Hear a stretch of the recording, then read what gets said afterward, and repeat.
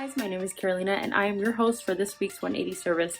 In case you haven't noticed, 180 services have moved to Thursday nights at 8 p.m. So make sure to like, share, and subscribe our YouTube channel and follow us on Instagram at 180studentmin to get updated on all the new information.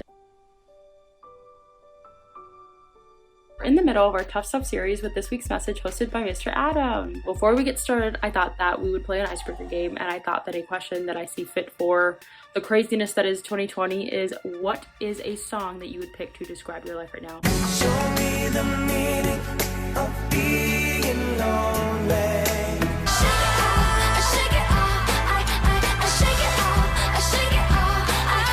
Never mind, I'll find someone like you. I just wanna rollie with a dapper ranch. I already got some designer to hold on my pants. Let it go, when I rise like the break of dawn. God's plan. I hold back sometimes I won't. Yeah. I feel good sometimes I don't. Hey. Baby shark, do-do-do-do-do, baby shark, do-do-do-do-do, baby shark. No! God, please, no! No! No! No! Now take a few minutes, answer the question, ask your friends, and we'll be right back.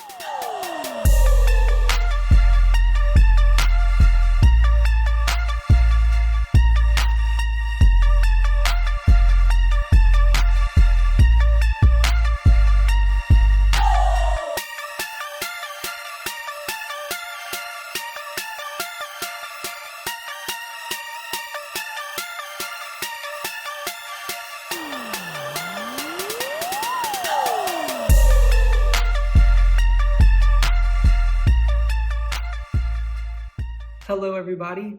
I hope all of you are doing well. Welcome to this week's 180 service and tonight's lesson. My name is Adam Beers, and I just want to say thank you for joining. Thank you for taking the time out to listen. And I just hope and pray that this service and this message will bless you and will speak to you and point you to God and give you hope.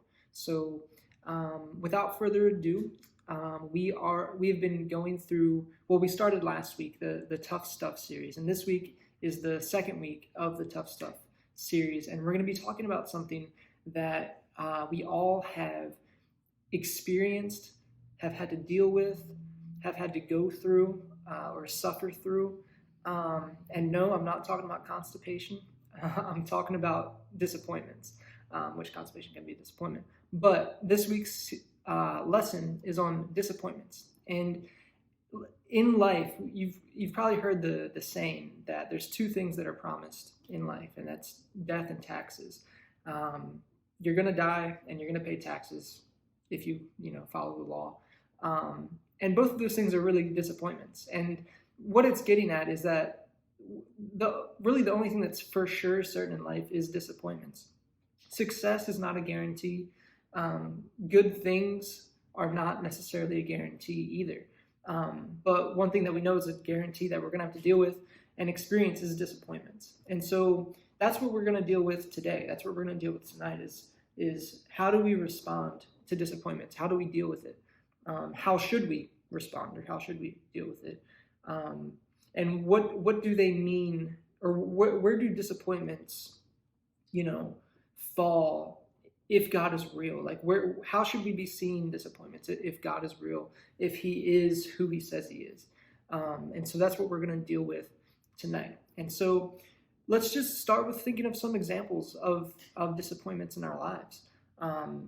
Maybe from an early age, we've been looking back, disappointed with our family situation, who we grew up with, how our parents were or were not, what schools we attended, the friends that we had or didn't have. Maybe it's just even that, just the school that you went to, a school that you didn't like, that you wanted to go to a different school or live in a different neighborhood. And those things they disappointed you. Maybe it's sports. Maybe you tried out for sports and you didn't make the team, and it was a disappointment. You maybe felt like a disappointment. Maybe you're dealing with habits in your life that make you feel like you're a disappointment. You're disappointed in yourself. for some of the things that you do. For me, for example, I'm a procrastinator. And I actually feel a lot of guilt and shame when it comes to that, because sometimes I'm just like, man, why am I such a procrastinator? Why don't I do what I know I need to do and get the work done when I know I can do it, and I get down on myself. But maybe some other examples, maybe, let's think, we lost some money somehow, whether it's through losing a job, maybe our family member who supports us, like our parents or our guardians, they lost a job. Maybe it's having to leave a living situation that we really enjoyed and had to go move somewhere else that we didn't want to necessarily move to. Maybe it's where you're at right now. Maybe you're really disappointed in your life situation right now, where you're living, who you're around, what you can and cannot do, things like that. And I could go on and on. And there's so many things that I can't even think of that people have dealt with, that you might be dealing with in your life, that is a disappointment. And the reality is there's just a lot of disappointments. There's a lot. To give a couple specific ones in my life, to make this more personal. From an early age, I was angry. Like, I was just an angry little kid. I don't know why. Probably up until I was maybe 8 or 9. I'd say about that age is when I stopped being so angry. But as a young kid, I was really, really angry. And when things didn't go my way, or if I was disappointed, my response was anger. I just would get angry. But there was a couple things that happened in my life that when I look back on, they're for sure disappointments. They're for sure like, man, why did that have to happen? Or why did God let that happen?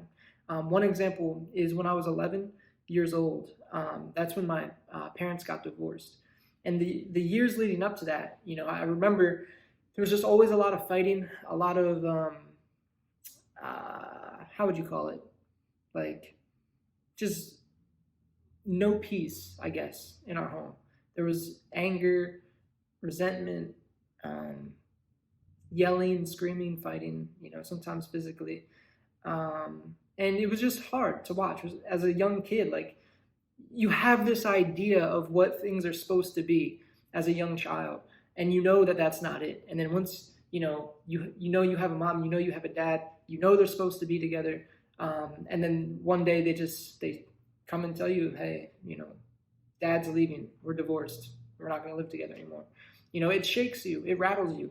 And being an 11-year-old, it's confusing, it's disappointing, and can be traumatic. And for me, like, it definitely affected how, the next couple of years of my life, played out, and even into adulthood, how I dealt with things. But that's one example in my life where disappointment has happened. Another, I used to love baseball, and baseball was like the sport I was best at. Probably even to this day, I'm still probably like the best sport I'm good at is baseball. Like, I can shoot basketball, I can throw a football, but I don't think I'm as good as at those sports than I am at baseball. Like, baseball, I've always been really good. And so when I got into high school, I tried out for the baseball team, and I made it my freshman year. And I was so excited. I was like, yo, this is the first step to the MLBs or the major leagues. And I'm going to get there, and I'm just going to do great. I'm going to get, a scholarship out of high school, and then get, probably scooped up by a farm team, and then do great on a farm team, and then go to the major leagues. Never happened. Clearly, it didn't happen. But I made the baseball team my freshman year, and then I didn't play any game that year. I sat the bench the entire year. It's super disappointing. Until the last game. It was literally the last inning, the last play of the last game that year. They put me in at left field, and there were 2 outs left. And so we needed one more out to win the game and end it. And the dude at bat hits a high pop fly into shallow left field. And so the person playing shortstop ran out to go get it, and I was running in to go get the baseball.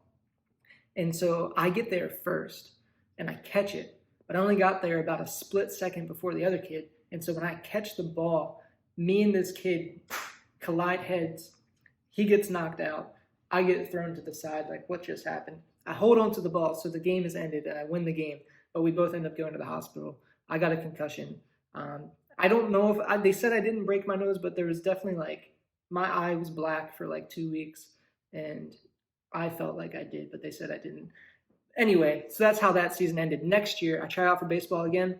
I didn't make the team. I got cut. I was super resentful to the coaches, to everyone on the team. It was super political. I'm not going to get into it, but I was super disappointed. And stuff like that happens. Things like that in our lives, looking on the outside, might not seem like it's a big deal, but they can affect us. They can hurt us. They can make us feel like failures. They can make us feel like we're nothing, like we're not worth anything, like we're not valuable. And that's what disappointments tend to do to us. And so what do we do when we feel like that? When we feel like we are a disappointment? When we feel like people don't see our value or our potential, or life doesn't treat us how we think we should be treated? Like, I should be rolling around in a Rolls Royce with a bunch of money and living in a huge mansion. Maybe that's how I feel. Maybe that's how you guys feel too, that you just deserve all this money. And maybe so. But if we find ourselves in that place thinking that we deserve that, we're going to be disappointed. And so what do? For me, as I mentioned, when I was a kid, I used to get really angry. Not so much anymore. I don't really get angry when disappointments happen. I mean, I do. Like, on the inside, I get angry. But what I typically do when disappointments come in my life, whether it's, interrelational between people in my life, or just in general, I tend to just withdraw physically from people. I withdraw emotionally. I get depressed. I get down, and that's how I deal with it. That's how I cope, and it's not healthy. That's not how I should be doing it. I'm not viewing the situation correctly when I do that, and I'm not viewing God correctly either in those situations when I'm letting something in life determine my joy or my happiness. And so I want to point you guys to a short story real quick that we see in the Bible. And some of you may have heard it before. It's about a guy named Joseph in the Old Testament, in the book of Genesis.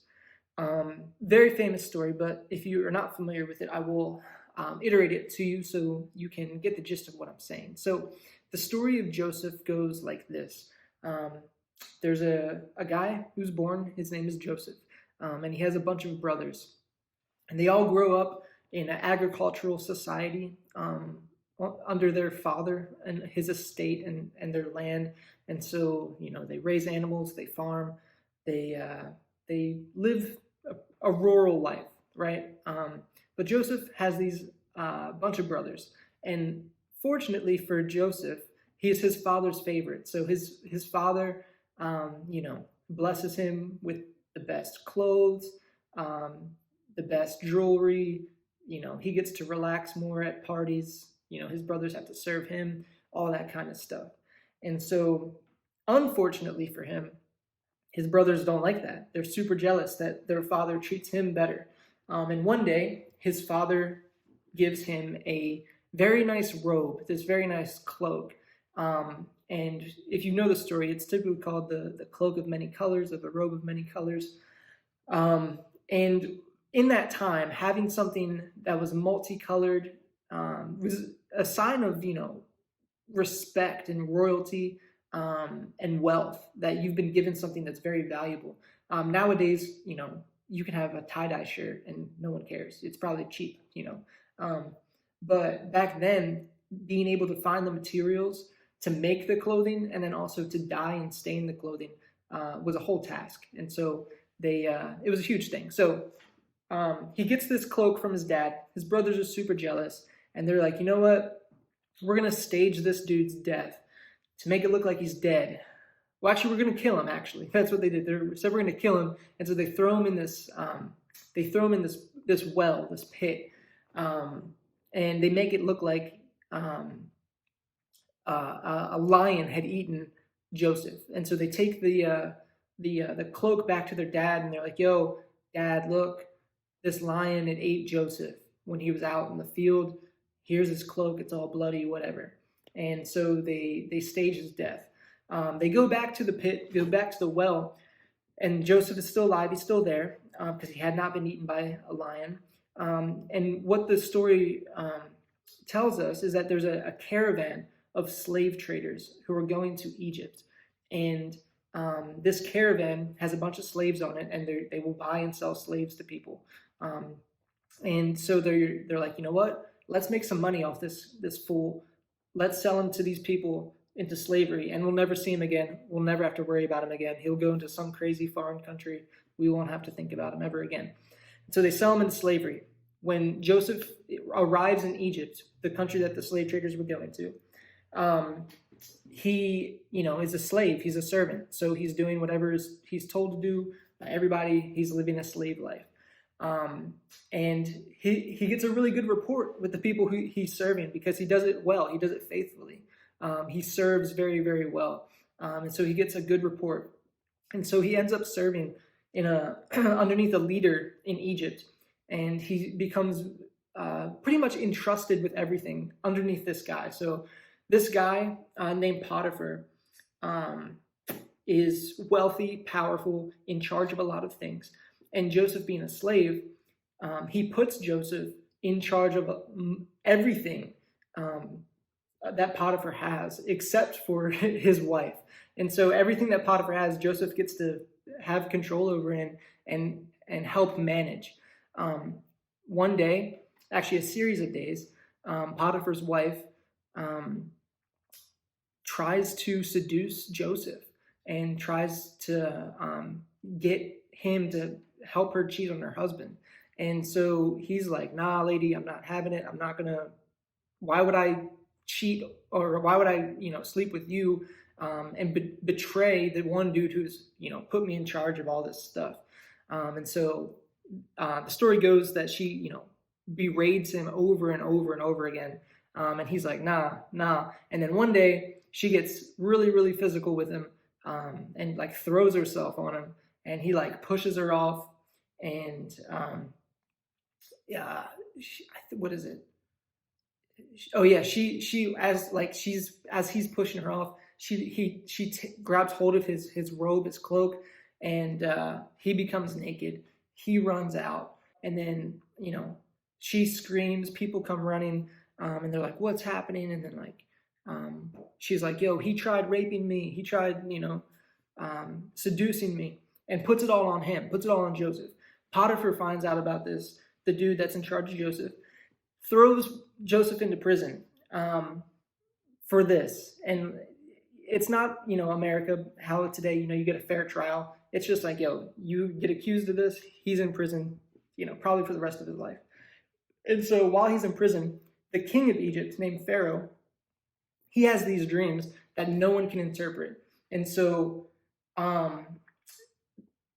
word gets around throughout the country, throughout the kingdom about these dreams, and no one can interpret it. But Joseph's like, yo, I can interpret it. And he did. He could. And so he goes to Pharaoh, interprets the dreams. Pharaoh makes him pretty much the vice president of Egypt, right? So in America, we got the president, vice president. Pharaoh is now Pharaoh puts Joseph in charge with him. So he's pretty much the Kamala Harris now of Egypt. And so that's where Joseph finds himself after all that time. And then fast forward, a couple decades, Joseph's brothers who sold him into slavery and faked his death, they end up needing food in Egypt because where they were at, a famine occurred. And so they lost all their food. They lost, everything that they needed to survive, but they heard that there was food in Egypt. So they went to Egypt. And when they go to Egypt, guess who's in charge? Their brother Joseph. And I'm not going to get into all the details of what happens, but there's a reconciliation story that takes place there. And Joseph and his brothers are reconciled to each other. And at the end of the story, they come to Joseph and ask for forgiveness. And Joseph grants them forgiveness. But he says something that's very, very striking. And I want to read it to you. He says to them, "As for you, you meant evil against me, but God meant it for good, And so he's saying to them that you selling me into slavery, you faking my death and betraying me, all because you were jealous of me, and me, being a slave for multiple years, being put in prison. He's saying all that evil that was done against me, God meant it for good. So all the disappointments of being thrown into a pit, a well, by your own family, God meant it for good. Being sold into slavery by your own brothers, he's saying God meant that. God was in control. He meant that for good. Being a slave, for all those years, God meant that for good. And then being falsely accused for something that you didn't even do, that you were actually running from, that you weren't even trying to be a part of, and then getting accused of it and then being thrown in prison. He's saying God meant it for good. And so what this points us to is this idea, or perspective rather, of God's sovereignty.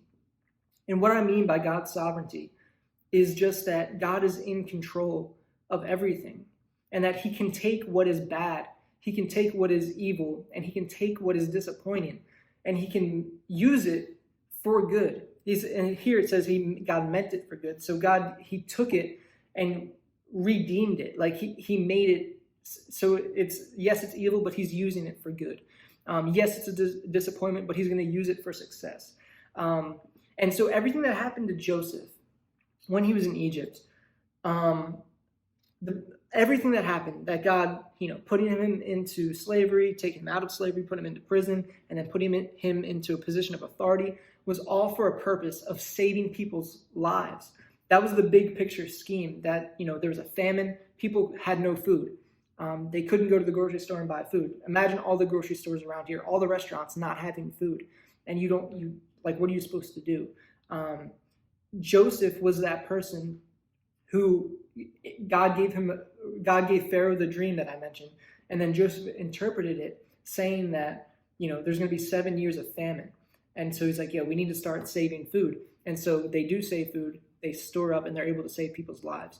And so Joseph is using that perspective, that I went through all of that to get to here to save these people's lives.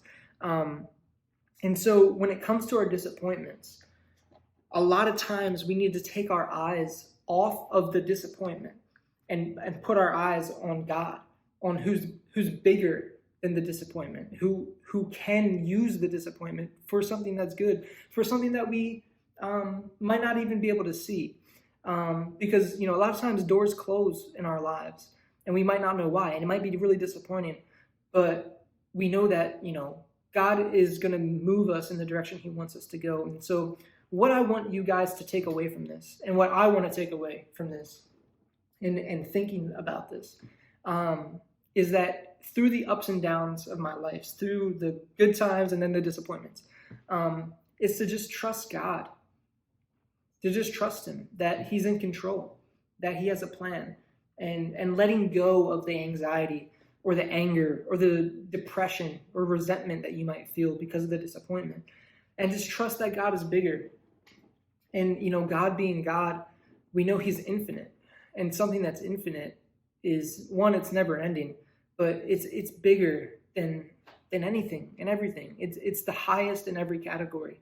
And that's what God is. He's better than we can think or even realize.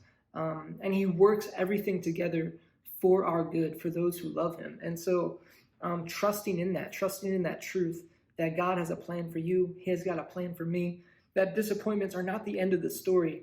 They're just, a sentence in the paragraph of the chapter that you're in. And that God is going to use everything in your life for his ultimate plan and his purposes for you. And so I iterated the story of Joseph. I would encourage you to read it. It's in the book of Genesis, in the last couple chapters of Genesis. I think it's 47 to 50. And so I really hope you guys take away today that he's bigger than anything in your life. He's more powerful than anything in your life. He's better. And when I say better, I mean he's good. He's more good than anything in your life. And he loves you more than anyone in your life. He loves you more than you love yourself. He loves you more than your mama loves you. He loves you more than anybody. And he cares about you. And he's well aware of your disappointments, and know that he sometimes is using the disappointments in your life to point you to him. And so I hope this message tonight just reminds you to look to him. Take your mind, take your eyes off the things that are stressing you out, off the disappointments, and a lot of times off the stuff that you can't control. Just let go. And like the cliche, let God. But really just look to God with everything. And trust him. So that's my prayer for you guys, is that you would trust God. So with that being said, I'm gonna pray to end this message, guys. Thanks for listening and tuning in. Heavenly Father, we thank you for the story of Joseph, which reminds us of your sovereignty and your faithfulness and your goodness, that you take things that are meant to disappoint, but you use them for success. You use them for blessing, God. And so I pray that as we go through this life, Lord, would we just trust you more, that we would look to you more, and just rest in you more, and glorify you by doing that. Lord, it glorifies you when we trust you, that we stop, trying to take control of everything in our lives and just let you be God. And so, God, help us to just let you do what you do, and let you be who you are. And Lord, we'll benefit from that. And I pray this in Jesus' name. Amen.